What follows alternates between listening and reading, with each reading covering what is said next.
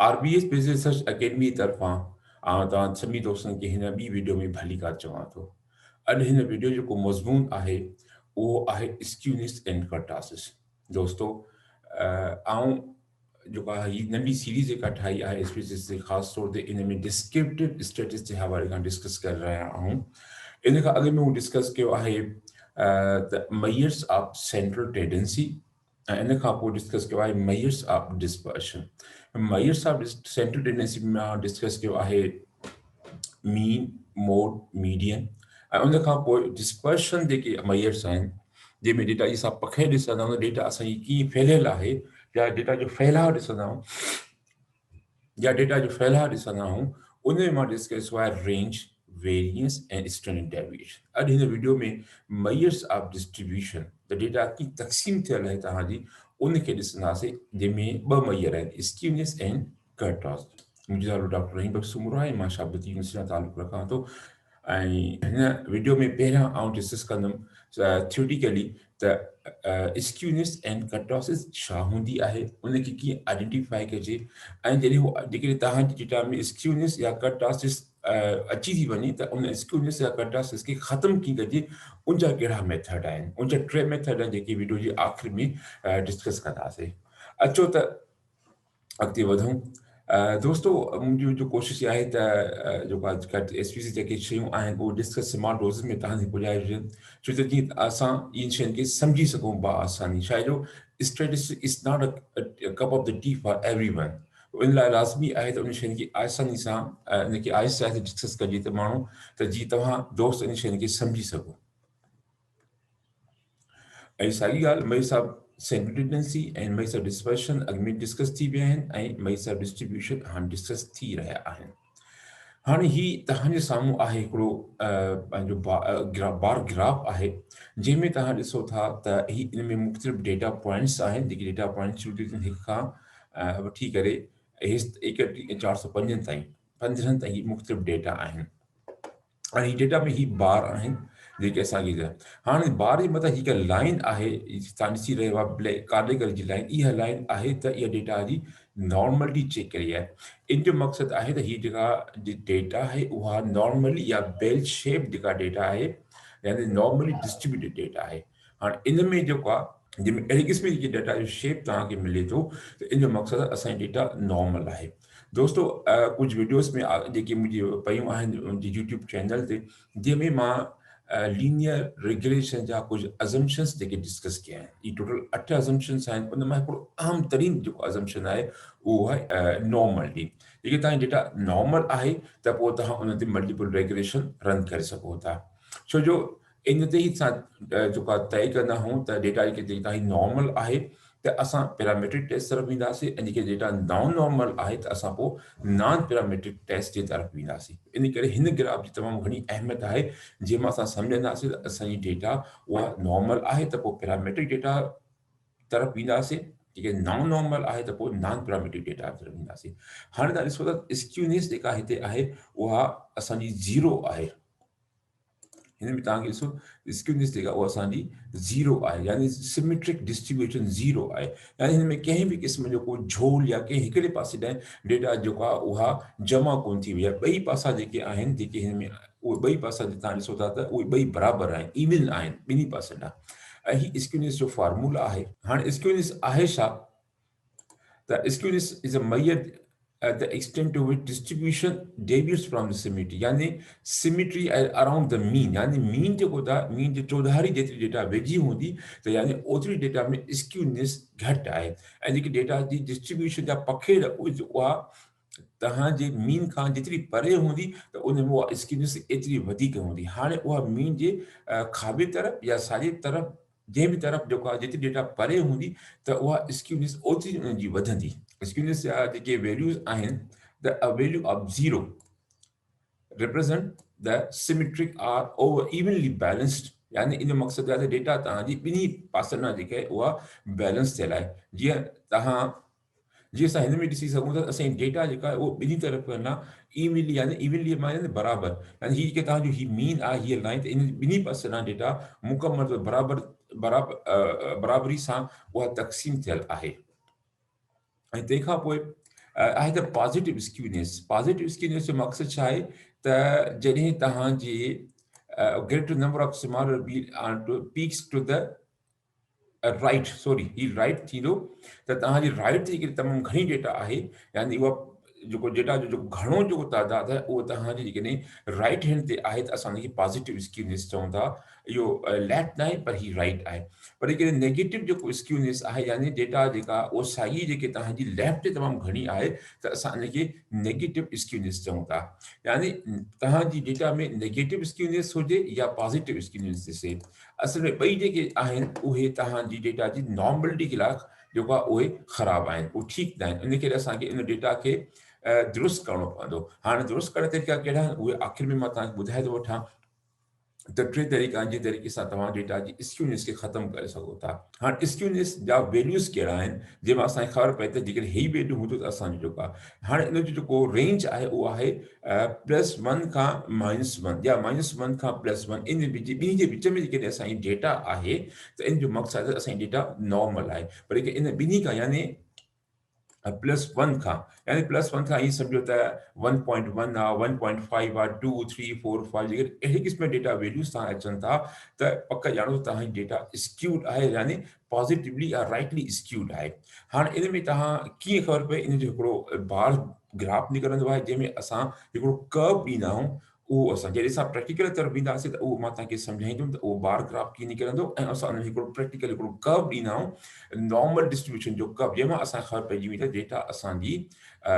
Skewed आहे या non skewed. लेकिन स्क्यूड आहे त राइटली स्क्यूड आहे या लेफ्ट स्क्यूड आहे। ऐं उन खां पोइ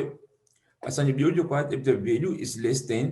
-1। जेकॾहिं तव्हांजो वैल्यू मिसाल जो त इहो आहे -1 खां घटि आहे त इहा बि जेका तव्हांजी मिसाल -1.1, 1.5, 3, -2, -3, अहिड़े क़िस्म जी जेको आहे वैल्यू अचनि था त पक ॼाणो इहा बि जेका डेटा उहा स्क्यूड आहे। यानी रेंज जेका असांजी अची वई +1 खां -1 जे विच में आहे त तव्हांजे डेटा में कंहिं क़िस्म जी स्क्यूनेस न आहे। दोस्तो, हिकिड़ी ॻाल्हि तव्हां ज़हन में रखी छॾियो त हीउ जेको ग्राफ आहे इहो जिते असांजी जेका स्क्यूनेस 0 आहे। रियल वर्ल्ड में रियल जेका डेटा तव्हांखे मिलंदी आहे, जेका बि असां डेटा कलेक्ट कयूं था, डेटा कलेक्ट करण जा खोड़ सारा इशूज़ आहिनि। ऐं जॾहिं बि शागिर्द मुंहिंजा जेके करे ईंदा आहिनि त खोड़ सारा इशूज़ ॿुधाईंदा आहिनि त उहो जॾहिं एॾा सारा इशूज़ खां पोइ तव्हां डेटा कलेक्ट कयो था त उमी तौर ते अक्सर तौर ते जेका डेटा उहा तव्हांजी अहिड़ी क़िस्म जी शइ अची कोन थो सघे। यानी रियल वर्ल्ड में तमामु घटि में जेको आहे उहो तव्हांजी डेटा नॉर्मल हुजे, तमामु घटि।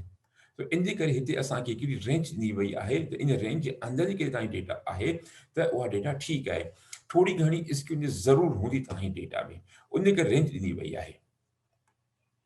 अच्छा, हाणे हीउ जेको आहे तव्हां ॾिसो था त हीउ डेटा सिमेट्रिकल, उहो जेको हुयो अॻु में सिमेट्रिकल, ही जेको आहे असिमेट्रिकल आहे। यानी इनमें सिमेट्री न आहे, यानी ॿी इवननेस न आहे, हिन डेटा तव्हांजी ॿिन्ही पासे बराबरि न आहे। इन हवाले खां तव्हां ॾिसो त हीउ हिकिड़ो टेल जेको आहे असांजो ग्राफ, हिन में हिकिड़ो लॉन्ग टेल आहे हिते। हिन लॉन्ग टेल जो मक़सदु इहो आहे त जेका डेटा जी जेका घणी जेका तइदाद आहे उहो डेटा जो हिन तरफ़ आहे ऐं हिन तरफ़ तमामु घणो आहे, घटि आहे। इनखे तव्हां ॾिसो था त मोड जेको आहे उहो मीडियन खां वधीक आहे ऐं मीन जेको आहे इन ॿिन्ही खां घटि आहे। जेकॾहिं मीन तव्हांजो इन ॿिन्ही खां वधीक हूंदो त उन डेटा जेका जेका डेटा आहे उहा असांजी नॉर्मल डेटा हूंदी, सिमेट्रिकल डेटा हूंदी। ऐं हीउ स्क्यूनेस जो फॉर्मूलो आहे। हाणे तव्हां हिते ॾिसो था त हीउ मीन जेको आहे ऐं मीडियन, त हाणे हिते जेको आहे एन 26 एन आहिनि ऐं मीन जेको आहे 4.23 ही मीन आहे तव्हांजो, ही मीडियन थी वियो। त हाणे ही मोड 8 थी वियो जेको आहे। त हाणे तव्हां ॾिसो था त ही काफ़ी डेटा जेको आहे कुझु न कुझु नॉर्मल आहे, छो हिनखे हिकिड़ो टेल त आहे पर इहो टेल एॾो वॾो न आहे, छो जेको मेजॉरिटी के डेटा पॉइंट्स आहिनि उहे हिन मीन जे वेझो आहिनि। मिसाल जेके मेजॉरिटी डेटा पॉइंट्स उहे हिन 3 ते ऐं 4 ते रखियल आहिनि या लाइ कनि थियूं, त घणो जेको तइदाद आहे उहो मीन जे वेझो आहे। त इन मां इहो ज़ाहिर थियो त हीउ डेटा जेका उहा सिमेट्रिकल डेटा आहे, यानी मुकमल तौर ते न पर मेजॉरिटी के डेटा पॉइंट्स आहिनि उहे सिमेट्रिकल आहिनि। अच्छा, हीउ ॿियो जेको तव्हांजे साम्हूं अची वियो जंहिंजी स्क्यूनेस जेका उहो लेस देन 0 आहे। जेका अॻ में असां ॾिठोसीं हिन जी जेका स्क्यूनेस आहे उहा मोर देन 0 आहे। हिन जी लेस हाणे ही नेगेटिवली स्क्यूड आहे जेके तव्हां हिन में थोरो ॾिसंदव त हिन जो टेल हिन तरफ़ आहे त हिन जो टेल वरी हिन तरफ़ आहे बिल्कुलु अगेंस्ट में आहे ऐं हिन में बि तव्हां ॾिसो था त मोड सभ खां वधीक मीन उन मीडियम खां पोइ ऐं मीन तमामु घटि आहे यानी इन जो मक़सदु हीअ जेका मीन डेटा आहे या त घणी डेटा हिन तरफ़ आहे ऐं घणी डेटा हिन तरफ़ आहे त इन मां इहो ज़ाहिर थियो त हीअ डेटा जेका उहा नेगेटिवली स्क्यूड आहे जेकॾहिं डेटा जो टेल जेको आहे उहो लेफ्ट तमामु घणो आहे त उहा नेगेटिवली स्क्यूड आहे जेकॾहिं इन डेटा जो वरी टेल जेको आहे उहो राइट ते हुजे त उहा पॉज़िटिवली स्क्यूड डेटा आहे पर ॿिन्ही में स्क्यूनेस आहे आहे अच्छा हीअ त थी वियो तव्हांजो स्क्यूनेस जे हवाले खां डिस्कशन अचो त कर्टोसिस खे बि ॾिसूं त उहो छा हूंदो आहे कर्टोसिस जेको आहे उहो आहे statistical measure that is used to describe the distribution यानी हू डिस्ट्रीब्यूशन खे ई ज़ाहिर कंदो आहे डेटा जे त डेटा कीअं तक़सीम थियल आहे ऐं हीअ बि डेटा जी तक़सीम जी ॻाल्हि करे थो हाणे कर्टोसिस छा आहे a measure of the extent to which observation cluster around the central point हाणे मर्कज़ी पॉइंट तव्हांजी कहिड़ी आहे मीन आहे यानी केतिरी डेटा तव्हांजे मीन जे वेझो आहे हाँ इन में असांखे for normal distribution kurtosis is a zero जीअं असां ॾिठोसीं त जेको तव्हांजी स्क्यूनेस में जेके तव्हांजो वैल्यू ज़ीरो आहे त माना उन में कंहिं क़िस्म जी जेको आहे का स्क्यूनेस न आहे जेके कर्टोसिस जो वैल्यू बि ज़ीरो आहे त उन में का बि कर्टोसिस उन डेटा में कोन्हे ऐं इहो जेको ज़ीरो पॉइंट आहे इहो रेयरली ईंदो आहे को न को थोरो घणो हूंदो ई ईंदो आहे इन करे हिते बि रेंज ॾिनी वई आहे कर्टोसिस जे मामले में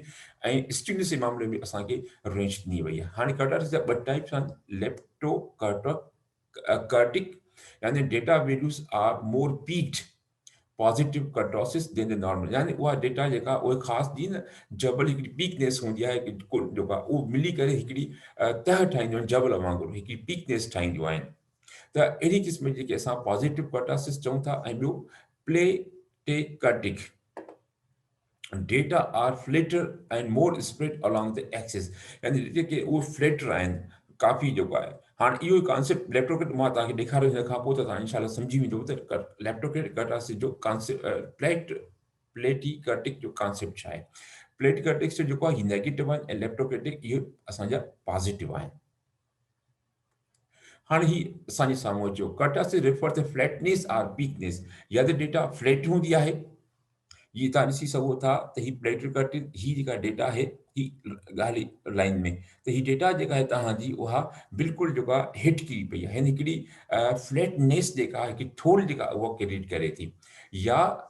डिस्ट्रीब्यूशन या पीकनेस या त वरी डेटा लेप्टोकर्टिक आहे या हिकिड़ी पीक ठही वई आहे ही डेटा जेका गुलाबी कलर में लाइन आहे ऐं डिस्ट्रीब्यूशन छा आहे data are flatter than the normal distribution are called the platykurtic जेकॾहिं तव्हां डेटा नॉर्मल डिस्ट्रीब्यूशन खां वधीक आहे त प्लेटेड यानी जीअं तव्हां ॾिसो था त हीउ असांजो जेको ब्लैक कलर जी लाइन आहे इहा असांजी नॉर्मल डेटा जो कर्व आहे यानी हीउ मुकमल तौर ते हिकिड़ो बेल शेप कर्व आहे जीअं तव्हां स्कूल में बेल लॻंदियूं या बेल हूंदियूं उहो बेल शेप कर्व आहे पर हिते तव्हां ॾिसो था लेप्टोकर्टिक जेका आहे उहा असांजी अच्छा प्लेटोकर्टिक जेका उहा असांजी जेका डेटा आहे उहा काफ़ी जेका हिन खां घटि आहे हिन ब्लैक लाइन खां त ही जेका लाइन हिन मक़सदु ही हिकिड़ी क़िस्म जी जेका त फ्लैटनेस जेका उहा क्रिएट करे थी ऐं लेप्टोकर्टिक जेका उहा वरी असांजी पीक जेका यानी घणी डेटा जेका उहो मीन जे बिल्कुलु तमामु वेझो आहे इन करे हिकिड़ी पीकनेस हिकिड़ी पैदा थी वई आहे असांजी डेटा में ऐं हिते जेका डेटा आहे उहा असांजी काफ़ी जेका फ्लैट आहे ॿिन्ही पासनि खां घणी डेटा आहे त इन करे जेका पीकनेस उहा हेठि किरी पई आहे यानी हितां खां वठी हेठि किरी हिते इहा पीकनेस अचे थी ऐं तंहिंखां पोइ कटक जा वैल्यू कहिड़ा आहिनि साॻाई वैल्यू जेके असां जेके अॻ में ॾिसी आयासीं त जेकॾहिं इन जो वैल्यू +1 खां मथे आहे यानी 1.1 1.5 2 3 4 5 जेको बि हुजे त इहा जेको आहे असांजी डेटा जेका उहा लेप्टोकर्टिक आहे यानी इहा असांजी डेटा थी वई त ही ऐं जेकॾहिं असांजी जेका डेटा आहे उहा इन जो वैल्यू जेको आहे उहो -1 खां घटि आहे मिसाल -1.1 1.5 2 3 4 5 त इन क़िस्म जे मामले में असांजी डेटा जेका उहो प्लेटोकर्टिक आहे त ही ॿ जेके असांजी हिते बि असांखे रेंज मिले थी +1 खां -1 ताईं ऐं असांखे डिस्ट्रीब्यूशन फ्री सॉरी स्क्यूनेस में बि असांखे इहा साॻी क़िस्म जी जेका उहा डिस्ट्रीब्यूशन मिले थी हाणे हीअ त थी विया हुनजा बि दोस्तो। ऐं वरी ॿी ॻाल्हि त हीअ किताबु मां इस्तेमालु कंदो आहियां पंहिंजो हिन सभिनी वीडियोज़ खे ठाहिण जे लाइ। जेकॾहिं तव्हां चाहियो त हिन किताब जी सॉफ्ट कॉपी तव्हांखे मुख़्तलिफ़ मिले त तव्हां मूंखे हिन जेको असांजी मुंहिंजी ईमेल आहे, इन ईमेल ते तव्हां मूंखे पंहिंजी ईमेल मोकिलियो त जीअं मां तव्हांखे हिन किताब खे उन ईमेल जे जवाब में तव्हांखे उहो किताबु जेको आहे मां तव्हांखे मुफ़्त में तव्हांखे जेको आहे सो दस्तयाब करे सघां थो। हाणे अचो त असां पंहिंजे प्रैक्टिकल पार्ट तरफ़ हलूं था। दोस्तो हाणे असां पंहिंजे डेटा सेट ते अची वियासीं ऐं हिन डेटा सेट में असां कोशिशि कंदासीं असां स्क्यूनेस ऐं कर्टोसिस जा खे ॻोल्हियूं। हिन में असां वटि डेटा आहे जंहिंमें जेंडर, एज, एजुकेशन ऐं ही कुझु वेरिएबल आहिनि X1 खां X7 ताईं, ऐं ही असांजा ॿ ॿिया वेरिएबल आहिनि। हाणे इन लाइ कीअं कटिजे इन जी त इहा तमामु आसान आहे। एनालाइज़ में वेंदासीं, असां स्टैटिस्टिक में ऐं फ्रीक्वेंसीज़ में वियासीं। हाणे जॾहिं हिते आयासीं त असांखे जेके पंहिंजा वैल्यूज़ जेके आहिनि उहे असांखे हिन विंडो में मोकिलणा आहिनि। ॾिसण सभिनी वैल्यूज़ खे असां मोकिलियूं था हिन विंडो में। हाणे स्टैटिस्टिक में आयासीं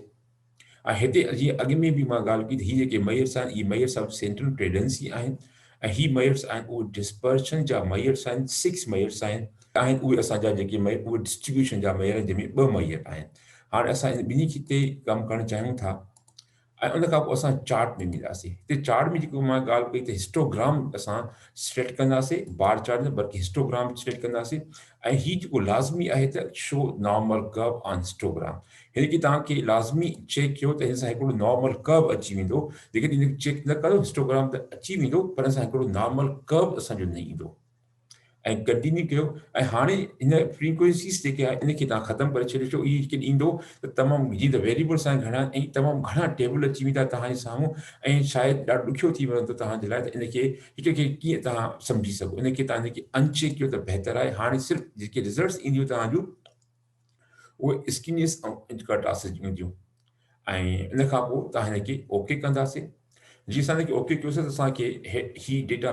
मिले थी। हिते ॾिसो तव्हां हीउ मैसेज हली रहियो आहे रनिंग फ्रीक्वेंसीज़, यानी काफ़ी घणा वेरिएबल ॾिनासीं त ही उन में प्रोसेस करे रहियो आहे। छो जो काफ़ी घणी चॉइस असांजूं हुयूं हिनखे पंहिंजो कमांड्स हुयूं सॉफ्टवेयर खे, त इन करे ही जेके रनिंग फ्रीक्वेंसीज़ जेको आहे उहो कमु करे रहियो आहे। यानी हिन जो मक़सदु त the work is in progress. सो ही कमु थी रहियो आहे, थोरो इंतज़ारु करणो पवंदो। अच्छा तेसि ताईं असां हिनखे ॾिसूं त असांजो ही मैसेज छा मिलियो आहे। हीअ हिते फ्रीक्वेंसीज़ वेरिएबल जंहिंमें असां जेके वेरिएबल एंटर कया आहिनि उहे जेंडर, एज, एजुकेशन ही सभु वेरिएबल ऐं स्टैटिस्टिक्स में असां छा हिन खां घुरियो आहे असांखे स्क्यूनेस ऐं कर्टोसिस जा वैल्यूज़ असांखे ॾियो ऐं ॿियो असांखे घुरियो आहे हिस्टोग्राम नॉर्मल ऐं को ऑर्डर उहो एनालिसिस जो आहे। त हीअ कुझु जेके असां जेके जेको बि मेन्यू ॾिसो उहो मेन्यू असांखे साॻियो थिए त ही शयूं जेके आहिनि हिन मेन्यू तव्हांजे मेन्यू मुताबिक़ ही शयूं तव्हांखे मिली वियूं आहिनि। त हाणे सभ खां पहिरियां जेका असांजी आहे उहो विडियो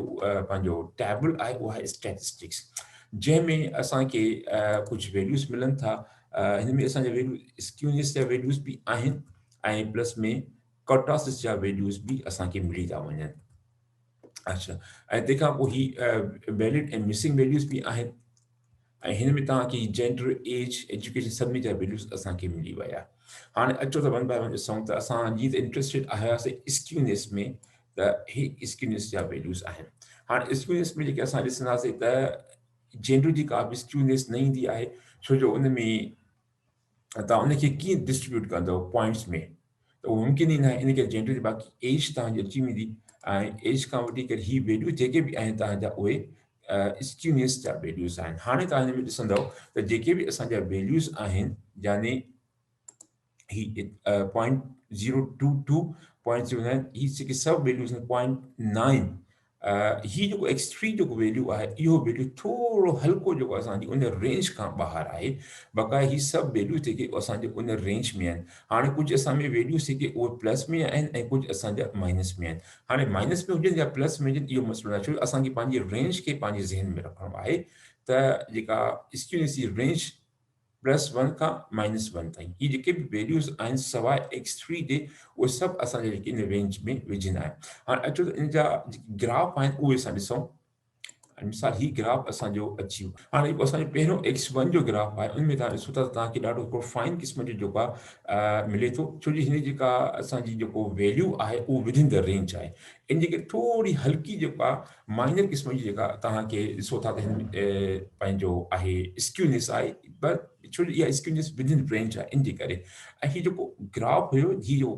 कर्व आहे जेको मूं अॻ में ॿुधायो त जॾहिं तव्हां हिनखे प्लॉट खे तव्हां उहो जेको अची वियो पॉइंट त उनखे तव्हां क्लिक कंदव त हीउ ग्राफ अची वेंदो, जेके तव्हां उनखे क्लिक न कंदव त उहो ग्राफ हीउ ग्राफ त अची वेंदो पर हीउ कर्व न ईंदो, ऐं पोइ ॾाढो ॾुखियो थी वेंदो त असांजी डेटा खे सम्झण लाइ त इहा डेटा में स्क्यूनेस आहे या न आहे। यानी स्क्यूनेस खे सम्झण जे लाइ हीउ जेको असांजो पंहिंजी कर्व आहे इहो लाज़मी, इहो कर्व कीअं ईंदो उहो मां तव्हांखे अॻ में सम्झायो।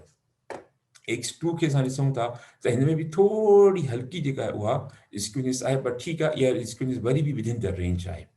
ऐं उन खां पोइ 3 आहे, 3 जेका असांजी हुई x3 जेके तव्हां यादि कयो त उन में थोरी स्क्यूनेस मुंहिंजे ख़्याल में वधीक हुई, वरी बि ॾिसूं यस स्क्यूनेस सिंधी जेका उहा 1.3 आहे, त इन करे तव्हांखे उनजे मुक़ाबले में हिन में थोरो टेल वधीक मिली रहियो आहे। सो हाणे तव्हां ॾिसो त x3 जो जेको वैल्यू थोरो असांखे जेको आहे उन में हल्की क़िस्म जेका उहा पंहिंजो स्क्यूनेस आहे, छो जो हिनजो वैल्यू जेको हल्को थोरो अॻिते आहे। उन खां पोइ x3 बि थी वियो, x4 में बि ठीकु आहे, x5 6 ऐं 7 में तव्हांजो x6 में थोरी हल्की असांजी नेगेटिव जेको आहे स्क्यूनेस आहे, छो जो x6 जो कॾहिं वैल्यू असां ॾिसूं था त असांखे माइनस में मिले थो, ऐं x7 जो बि असांखे माइनस में मिले थो, त इनखे तव्हांखे हल्को जेको टेल आहे उहो लेफ्ट साइड ते तव्हांखे ही थोरो मिले थो। हिन कर्व खे जीअं गौर सां ॾिसंदव त ही थोरो पीक अची थी वञे, उन खां पोइ बिल्कुलु हेठि थो किरे, ऐं उन खां पोइ x7 जेको आहे उन में बि असांखे जेको आहे नेगेटिव थोरो मिले थो, उहो लेफ्ट स्क्यूड आहे। ऐं जेतिरा वेरिएबल 1 था ॾिसूं था त हिन में डेटा जेका असांजी उहा पंहिंजो हाईली स्क्यूड डेटा आहे, ऐं हिन में 2 में बि ॾिसूं था त तव्हांजी लेफ्ट स्क्यूड डेटा आहे। हाणे इन में थोरो हिन जो वैल्यूज़ ॾिसूं त हीअ जेके वैल्यूज़ आहिनि हिननि जा स्क्यूनेस आहे वैल्यूज़ ॿिन्ही वैल्यू जेके उहे ही ख़ासि तौर ते ही वैल्यू जेको तमामु घणो मथे आहे असांजी जेको रेंज आहे स्क्यूनेस जी, ऐं ही उनजे विदिन में आहे रेंज। तो इन करे इहे ॿ जेके असांजा वैल्यूज़ आहिनि इन में असांखे ख़ासि तौर ते वेरिएबल 1 में असांखे कुझु स्क्यूनेस मिली रही हुई। अच्छा, उन सां गॾु गॾु असांजो कटासिस, अच्छा कटासिस जा वैल्यू जेके उहे बि असांजा उहे ठीकु आहिनि, उहे हिकु रेंज जे अंदरि आहिनि, जेके बि तव्हांजा सवाइ हिन वेरिएबल 1 जे इहो जेको कटासिस जेको आहे उहो तमामु हाई आहे। हाणे इन जो रीज़न छा आहे, इन जो रीज़न जेको असां थोरो ॾिसी वठूं पंहिंजे डेटा में वेरिएबल 1 में, त ही तव्हां ॾिसो था त जेका असांजी फ्लैटनेस जेका आहे उहा असांजी डेटा जी उहा किरी पई आहे। उहो कीअं आहे त हिन में ॾिसो हीअ डेटा जी कुझु फ्लैटनेस आहे, यानी पीक थोरी हल्की सॉरी फ्लैटनेस पर पीकनेस, ही पीकनेस थोरी डेटा जेकी असांखे पीक मिले थी, जीअं न हिकिड़ी जबरी टकरी हूंदी आहे उन वांगुरु हिकिड़ी नंढी असांखे पीक मिली रही आहे। हाणे इहा पीक जेका असांजी वेरिएबल 1 में उहा बिल्कुलु ख़तमु थी करे हिकिड़ो फ्लैट वांगुरु थी वियो आहे, ईअं दरिया जो ॿेट हूंदो आहे बिल्कुलु ईअं थी वियो आहे त असांजो, त हाणे हिन में असांजी जेको तव्हांजो कटासिस जो वैल्यू आहे उहो कुझु वधीक आहे। दोस्तों हिकु त इहो थी वियो, ॿियो असांखे हिन में जेके वैल्यूज़ मिली रहिया आहिनि उहे ॿिया वैल्यूज़ आहिनि standard error of skewness in the kurtosis. हाणे इहे बि थोरो हिन में सम्झिजे त जेकॾहिं तव्हांजो स्टैंडर्ड एरर जेको आहे हाणे स्क्यूनेस जेका आहे उनजो असांजो घणो आहे, स्क्यूनेस असांजो वैल्यू उहो 0.49 आहे, ऐं कटासिस जेको इन सॉरी स्टैंडर्ड एरर उहो 1.72 आहे। पर जेकॾहिं तव्हां ही 1.72 खे 3 दफ़ा जमा कयो ऐं जेकॾहिं उहो हिन जो वैल्यू खां मथे आहे यानी स्क्यूनेस जे वैल्यू खां मथे आहे त इन जो मक़सदु आहे त तव्हांजे डेटा में स्क्यूनेस आहे, उहा स्क्यूनेस तव्हांजी उहा पोइ ॾिसबी त उहा रेंज खां वधीक आहे या न, जेकॾहिं इहो हिकिड़ो मयार आहे। अहिड़ी तरह सां कटासिस बि साॻियो ई आहे, जेकॾहिं उनखे 3 दफ़ा पाण में जमा कयूं ऐं जेकॾहिं उहो वैल्यू हिन वैल्यू कटासिस जे वैल्यू खां मथे थो अची वञे हिन वैल्यू खां, त तव्हांजे डेटा में कटासिस बि आहे। दोस्तों हाणे ही त ॿ थी विया असांजा, अचो त भला हिकिड़ी पंहिंजो दोस्तों ही त अॼु लेक्चर हुयो जेको असां सम्झोसीं त कटासिस ऐं पंहिंजो तव्हांजा स्क्यूनेस छा हूंदी आहे। अॻु बि का ॻाल्हि कईसीं त कटासिस जेके अची वञे, स्क्यूनेस जेके अची वञे, स्क्यूनेस खे ख़तमु कीअं कजे, त दोस्तों उन असांजा 3 मेथड्स आहिनि। हिकिड़ो मेथड आहे त जेके वैल्यूज़ आहिनि जेके असांजो कटासिस खे जो सबबु बणिजी रहिया आहिनि त उनखे सॉरी जेका असांजी स्क्यूनेस जो सबबु बण पिया मिसाल ही स्क्यूनेस आहे त जंहिंमें हिते वैल्यूज़ जेके आहिनि जेके इन वैल्यूज़ खे तव्हां डिलीट करे छॾियो त जेके वैल्यूज़ जेके स्क्यूनेस पैदा करे रहिया आहिनि उन स्क्यूनेस खे जेके ऑब्ज़र्वेशंस आहिनि या वैल्यूज़ आहिनि उनखे तव्हां डिलीट करे छॾींदो त पोइ तव्हां जेका स्क्यूनेस आहे राइट हुजे या लेफ्ट उहा ख़तमु थी वेंदी ऐं काफ़ी तरीक़े सां जेका उहा स्क्यूनेस जा जेको वैल्यू आहे स्क्यूनेस जो उहो तव्हांजी रेंज में अची वेंदो हिकु तरीक़ो अची वियो ॿियो तरीक़ो इहो आहे त तव्हां हिनखे ट्रांसफॉर्म कयो हाणे ट्रांसफॉर्म करण जा ॿ तरीक़ा आहिनि या त तव्हां हुनजो लॉग वठो लॉग ऐं या वरी तव्हां हुनजो स्क्वायर रूट वठो लॉग ऐं स्क्वायर कीअं कंदासीं कंप्लीट वेरिएबल में वेंदासीं ऐं हिते तव्हांजो जेके बि आल फंक्शन्स आहिनि तव्हां अर्थमेटिक फंक्शन ही तव्हांजो लॉग 10 आहे ही तव्हांजो लॉग आहे इन लॉग में को बि वैल्यू आहे हिनखे तव्हां हेॾे करे ऐं पोइ तव्हां जो लॉग वठी करे तव्हां इन जो जेका स्क्यूनेस आहे उहा उन ख़तमु करे सघो था उन खां पोइ स्क्वायर रूट हिकिड़ो ॿियो आहे जंहिंजी मदद सां बि तव्हां हिन जो जेको जेका इन जी स्क्वायर पंहिंजी स्क्यूनेस आहे लेफ्ट हुजे या राइट हुजे तव्हां उनखे ख़तमु करे सघो था दोस्तो हीअ हुया टे तरीक़ा जंहिंजी मदद सां असां इन जी जेका स्क्यूनेस खे ख़तमु करे सघूं था उमेद कयां थो त हीअ वीडियो तव्हांखे ॾाढी पसंदि आई हूंदी जेकॾहिं पसंदि आई आहे त लाइक कयो ऐं शेयर कयो ऐं थी सघे जेके तव्हांखे त तव्हां हिनखे सब्सक्राइब बि कयो त जीअं जेके वीडियो अचनि थियूं त टाइम सां उनजो इतला तव्हां वटि अची वञे त हिकिड़ी नई वीडियो अची वई आहे इन सीरीज़ ते ऐं ख़ासि तौर ते शेयर कंदो त वधीक बहितर थींदो जेके असांजा तहक़ीक़दान कमु कनि था सिंधी जेके तहक़ीक़दान पूरी दुनिया में त शायदि उन ताईं हीअ वीडियो पुॼी वञे ऐं त उहो हिन वीडियो मां को लाभ हासिलु करे ऐं पंहिंजे जेके जो तहक़ीक़ जो कमु आहे उनजो मयार वधाए सघनि तव्हांजी तमामु वॾी महिरबानी